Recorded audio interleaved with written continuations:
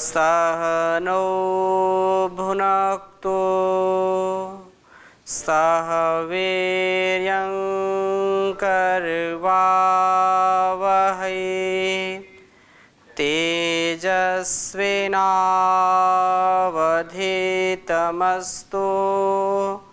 मा विद्विषावहै। ओम शांति शांति शांति। वैदिक जीवन पद्धति जो वैज्ञानिक पद्धति है, ऋषियों की पद्धति है, ऐसी ज्ञान पद्धति को हम आत्मसात कर रहे हैं और इस ज्ञान गंगा में रोज गोते लगा रहे हैं अपने तन को, अपने मन को, और इस जीवन को निर्मल बनाने के लिए यह परम आवश्यक ज्ञान है। इस विज्ञान से हमारा हर प्रकार का कृतित्व, व्यक्तित्व और संपूर्ण अस्तित्व शुद्ध हो जाता है, निर्मल हो जाता है। ऐसी भावना के साथ, ऐसी शुभकामना के साथ हम वेद का स्वाध्याय कर रहे हैं। ऋग्वेद के प्रथम मंडल के हमने 24वें सूक्त के मंत्रों का स्वाध्याय पिछली कक्षा में किया था और उसी क्रम को आगे बढ़ा रहे हैं। आज हम प्रथम मंडल के 24वें सूक्त के 5वें मंत्र का स्वाध्याय करेंगे और इसके बाद छठे का भी करेंगे। बहुत ही सुंदर मंत्र है। संसार में धर्म, अर्थ, काम और मोक्ष, ये चार चीज़ें हमारे लिए परम आवश्यक बताई गई हैं। इनके उद्देश्य की पूर्ति के लिए सभी जन, सभी लोग उद्यत रहते हैं, उसके ओर सदा गतिशील, प्रगतिशील रहते हैं। तो यह बहुत ही उत्तम साधन पा करके हम हर प्रकार के धन का, केवल धन संपत्ति से केवल हम पैसे, रुपए, सोना, चांदी, हीरे, जवाहरात को न लें। यह सबसे जो अनमोल धन है, ये जीवन जो परमात्मा ने दिया है, इस जीवन को पा करके हम सबसे उच्च शिखर पर, धन के सबसे उच्च शिखर पर आएं, उस पर हम आरूढ़ हों और जो अभ्युदय से निःश्रेयस की एक दृष्टि, एक दर्शन ऋषियों ने दिया है, उसको आत्मसात करें। जब हम उस दृष्टि से अपने जीवन को जीते हैं तो निस्संदेह हमारा यह जीवन हर प्रकार के जो पुरुषार्थ चतुष्टय की बात कही गई है उसको आत्मसात करने में हम सक्षम हो जाते हैं, सामर्थ्यवान हो जाते हैं, उत्साह से भरपूर हो जाते हैं। तो ऐसी धारणा के साथ हम वेद स्वाध्याय कर रहे हैं। मैं इस 5वें मंत्र को लिखता हूँ और फिर आपके बीच में कुछ निवेदन करूँगा।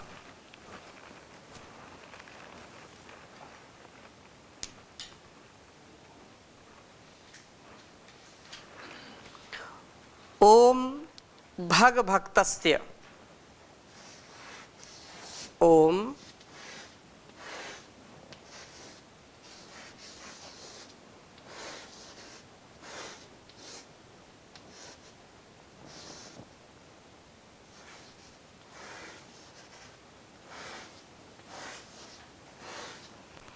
भग भक्तस्य,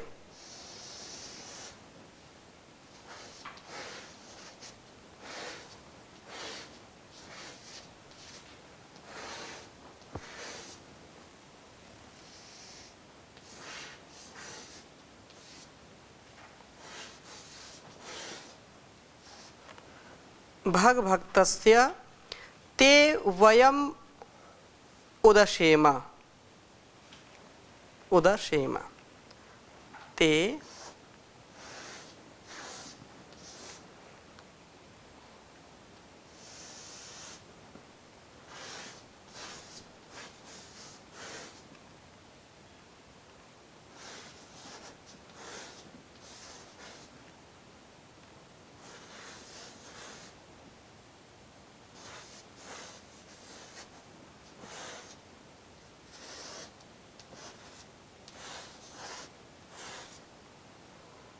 वयमुदशेम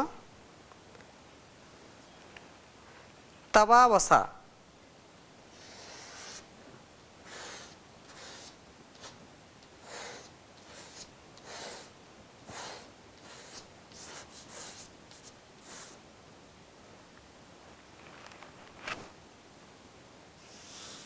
इधर लिख देता हूं मैं।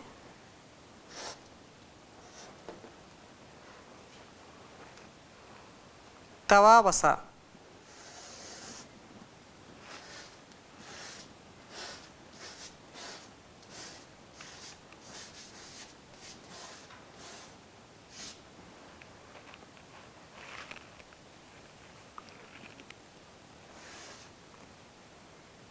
मूर्धानम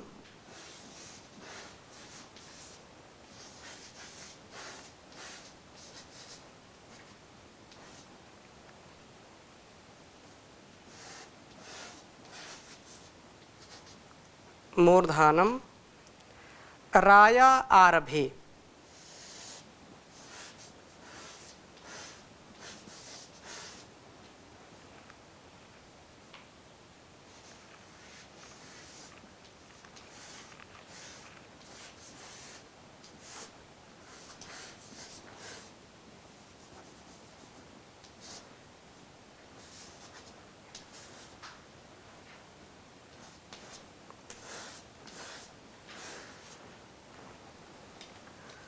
उच्चारण करेंगे। ओम भगभक्तस्य ते वयम उदशेम तवावसा।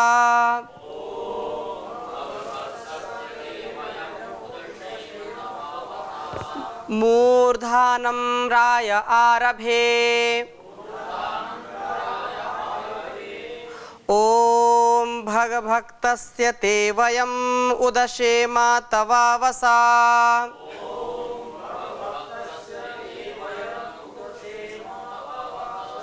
मूर्धानं राय आरभे।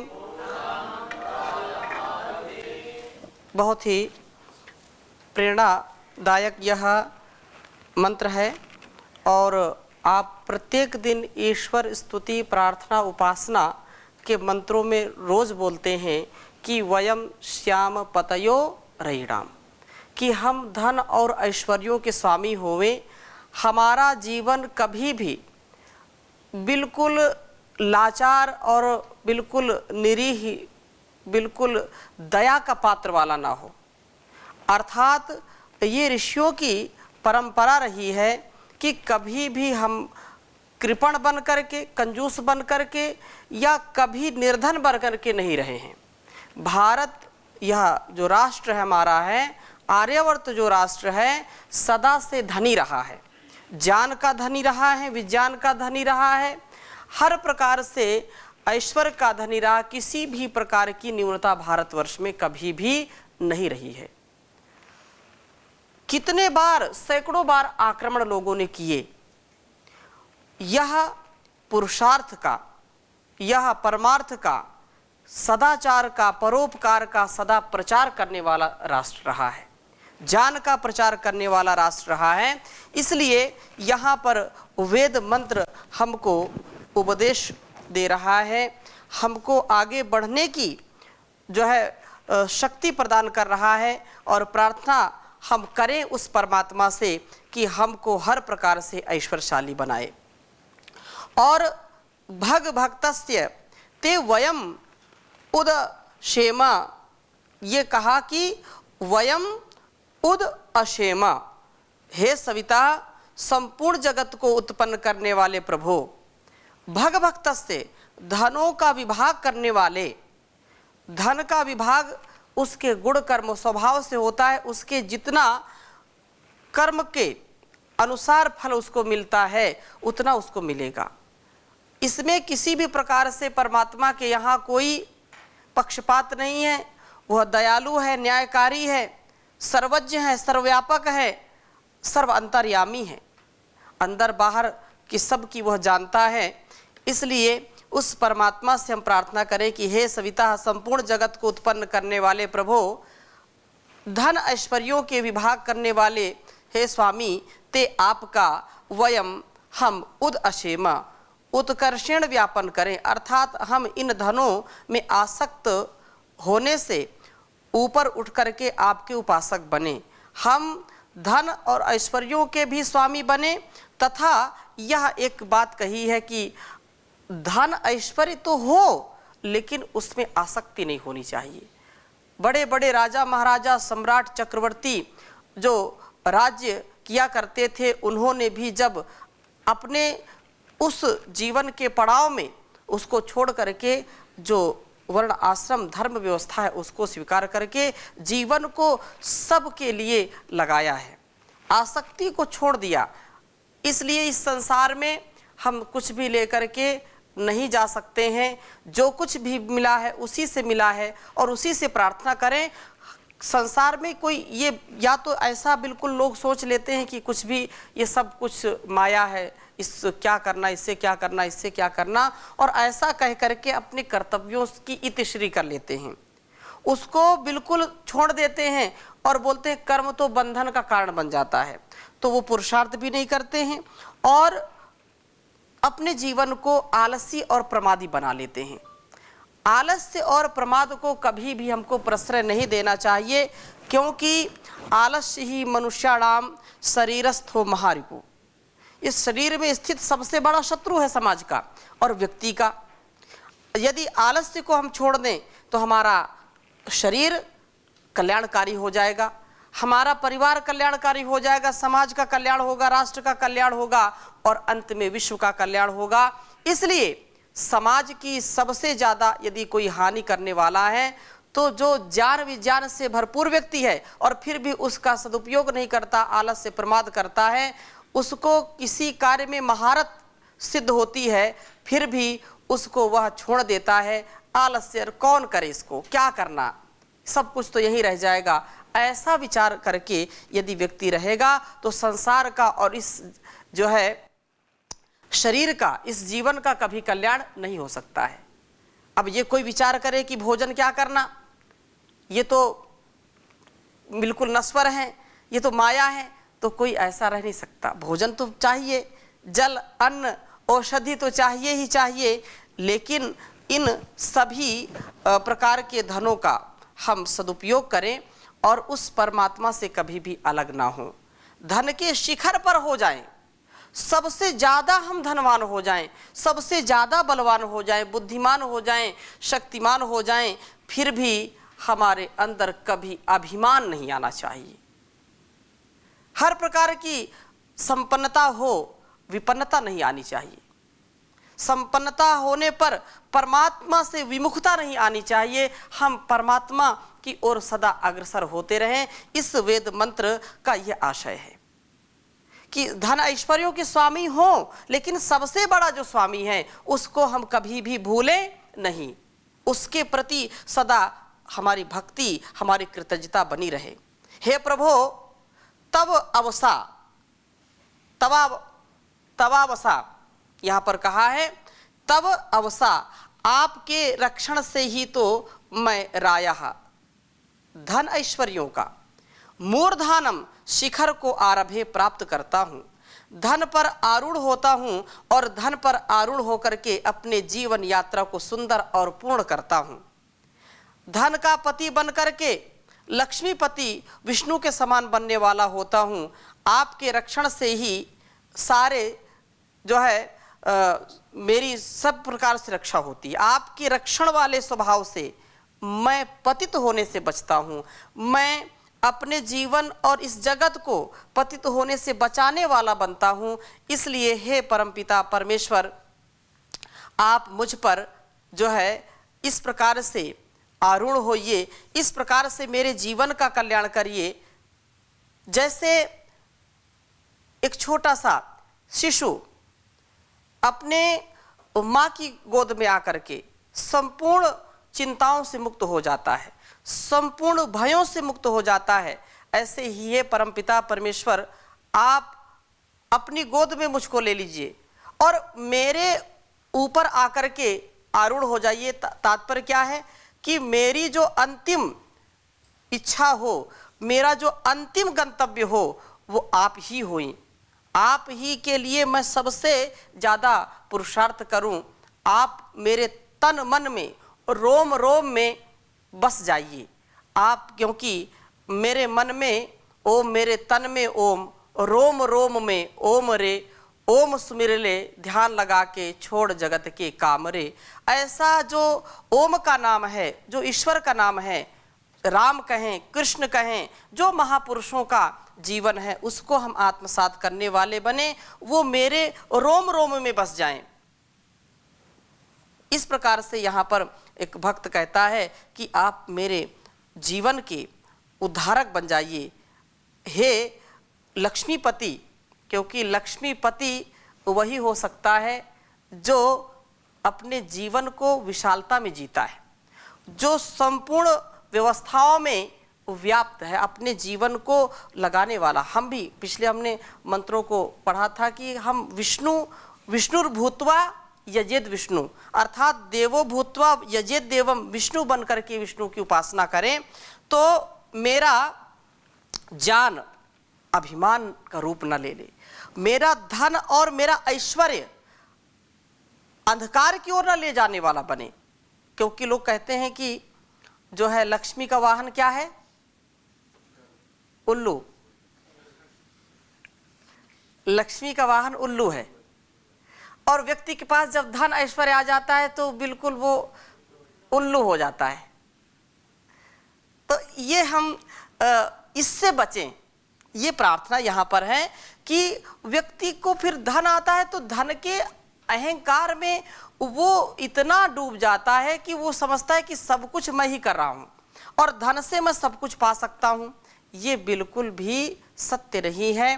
धन से व्यक्ति सब कुछ पा नहीं सकता है। इसलिए जो धन का पति बन करके लक्ष्मी पति विष्णु के समान बनने वाला हो जाऊं मैं, अर्थात वैसा बनूं, और जो है आपके रक्षण से दूर होते ही धन मुझ पर सवार हो जाता है। जब आपकी सन्निधि में रहता हूं तो लक्ष्मी मेरे पीछे पीछे आती है, लेकिन यदि आपसे मैं दूर होता हूं, ज्ञान से दूर होता हूं, भटक जाता हूं, तो फिर लक्ष्मी मेरे ऊपर सवार हो जाती है। और जब मेरे ऊपर लक्ष्मी सवार हो जाती है तो लक्ष्मी सवार है तो किसके ऊपर सवार होगी? लक्ष्मी उल्लू के ऊपर सवार होगी। तो कहने का आशय यह है कि लक्ष्मी का वाहन जो है उल्लू है, तो उल्लू मैं बन जाता हूं, मेरा जान नष्ट हो जाता है और मेरा अंत निधन में जाकर के होता है। मैं धन और संपत्ति ऐश्वर्य की कामना करता हूं, लेकिन अंत कहां होता है? निधन। निधन को प्राप्त हो जाता हूं। धनहीन व्यक्ति चाहे कितना भी धनवान हो, कितना अरबोपति खरबोपति हो, लेकिन अंत में कहां जाता है? वो निधन को प्राप्त हो जाता है। तो मैं इस संसार में सदा जीवन भर धन का दास बना रहता हूं यदि आप मेरी अरदास नहीं सुनते हैं, यदि मैं आपकी भक्ति नहीं कर पाता हूं, आपसे यदि विमुख हो जाता हूं, तो मेरा जीवन ऐसे ही नष्ट हो जाता है और केवल मैं धन कमाने का एक यंत्र बना रहता हूं कि जीवन में बस धन कमाते रहें, धन कमाते रहें, लेकिन जो सच्चा जीवन है उसको हम जी नहीं पाते हैं। इसलिए हे प्रभु, मुझे आपका रक्षण सदा प्राप्त हो, मैं धन के शिखर पर रहूं, कभी नीचे ना गिरूं, लेकिन धन मेरे ऊपर ना सवार हो। धन के शिखर पर रहने का मतलब क्या है? मैं धन के नीचे न दब जाऊं, अर्थात धन मेरे ऊपर ना आए, मैं धन के ऊपर रहूं। अहंकार से हम बचें, हम धनों के विभक्त प्रभु का उपासन करने वाले बने, प्रभु के रक्षण से धन के शिखर पर हों, धन के नीचे कभी ना आए, अभिमान कभी हमको ना हो, क्योंकि ये धन और संपदा तो नश्वर है, नष्ट हो जाती है।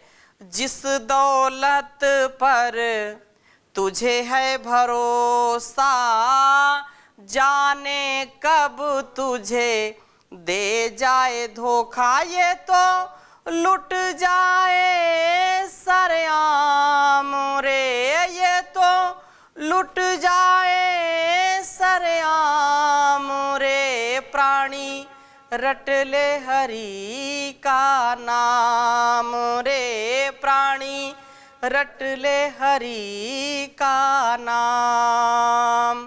ओम नाम से निकला जो बच कर मोह माया के जाल में फंस कर, ओम नाम से निकला जो बच कर मोह माया के जाल में फंस कर, हो गया आज गुलाम रे तू तो, हो गया आज गुलाम रे प्राणी, रट ले हरि का नाम रे प्राणी, रट ले प्रभु का नाम। तो उस परमात्मा का, उस प्रभु का नाम हम लेंगे तो वही सबसे ज़्यादा हमारे गुणों की वृद्धि करने वाला है। हम धन के मद में चूर ना हो जाएं। यदि हम धन के मद में चूर हो जाएंगे तो चकनाचूर होने से कोई बचा नहीं सकता हमारा, क्योंकि जो जितना ऊपर जाता है वो जब वहाँ से गिरता है तो ढेर हो जाता है, इतने टुकड़े होते हैं कोई उसको उठा भी नहीं पाता है। तो हम धन के जो है ऊपर हो, धन हमारे ऊपर न हो, अर्थात हम कभी भी अपने मनो मस्तिष्क में अहंकार को ना पालें, क्योंकि सब संसार का पालन करता वही परमात्मा है। इसलिए कहा, हे प्रभो परम पिता तुम गुणों की खान हो, तुम अनादि तुम अनंत पूर्ण तुम महान हो। हे प्रभो परम पिता तुम गुणों की खान हो, चंद्र सूर्य से विशाल लोक तुम में है बसे, प्राणियों के प्राण तुम सर्वशक्तिमान